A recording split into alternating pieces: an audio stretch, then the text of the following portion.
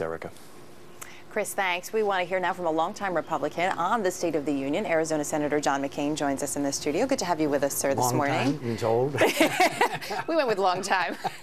You were just listening as well as we were hearing from Valerie Jarrett. She talked about what we're going to hear from the president is about targeted investments to spur innovation, and then also the need for streamlining government. Also a little bit of blame it on Bush. You know. I noticed that you perked up at that part. You enjoyed that part. But when we look at what the president will talk about in terms of investments, which we've already heard from your side of the aisle, in the mind of Republicans, investments equals stimulus and government spending.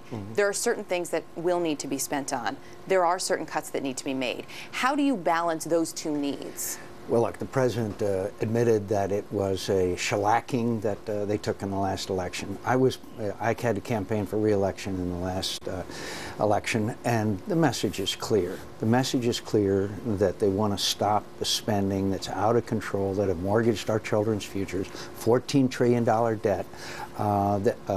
It's unimaginable, and the consequences of our failure to get spending under control will be a bankrupt America. Do you completely eliminate, though, all spending? Of course not. Beyond operating costs? Of course not. But the budget has grown by some trillions of dollars since the size of government has doubled since 1999.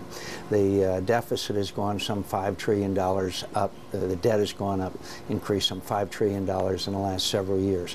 Look, there are so many things that we could really make significant cuts on.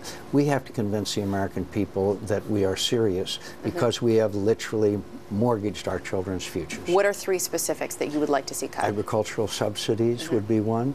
There are cuts that can be made in some defense spending, although I hope those would be translated into savings, and across the board reductions in spending, no matter what it be. But agricultural subsidies is one of them, waste and mismanagement, Medicare fraud, but we also have to look at the entitlements. We have to sit down. The biggest areas and the two elephants in the room are called Social Security and Medicare. And we have to address them, and we have to reform them, and we're going to have to make painful changes. And they will be painful. A lot of American people waiting to see what those changes will be. Let's talk a little bit about jobs, because we know the president is going to focus on jobs. Now that so many companies have learned to do more with less, how do you convince companies to hire? How does this president, or frankly any president in this situation, spur job growth when companies are turning profitable again and doing more with less? Well, let's assure them they're not going to see another flood of regulations coming down from Washington.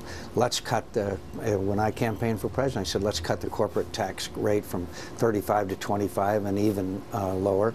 Let's keep the research and development tax credit. Let's give them incentives to invest and to hire, rather than create more government spending that has very temporary effects. Look, we just tried a stimulus package of $787 billion. The White House people said that maximum unemployment would be 8% and we would be on a road to recovery. We've seen this movie before on, quote, investment. So there's going to need to be a lot of working together no matter what the solutions are. Absolutely. As we look at tonight, you even started to make some jokes about where everybody's going to sit tonight, and it's become, oh, it's a prom night for the State of the Union. Who's your date for the speech? It's a nice show of bipartisanship to sit by someone from the other party. But does that continue after you all leave the room, and how? I think so, but the fundamental differences you're going to see outlined tonight. The president will call for more, quote, investment. We will call for reductions in spending, savings, efficiencies in government, and really attacking some of the fundamental problems that have led to this out-of-control budget, which, as I said, has mortgaged our children's futures. So, but we can be more civil. But let's not lose our passion. Some of my favorite debates were with a guy named Ted Kennedy, who had passion like I haven't seen before or since. All right. Senator McCain, appreciate your time this morning. Thank you. Thanks so much.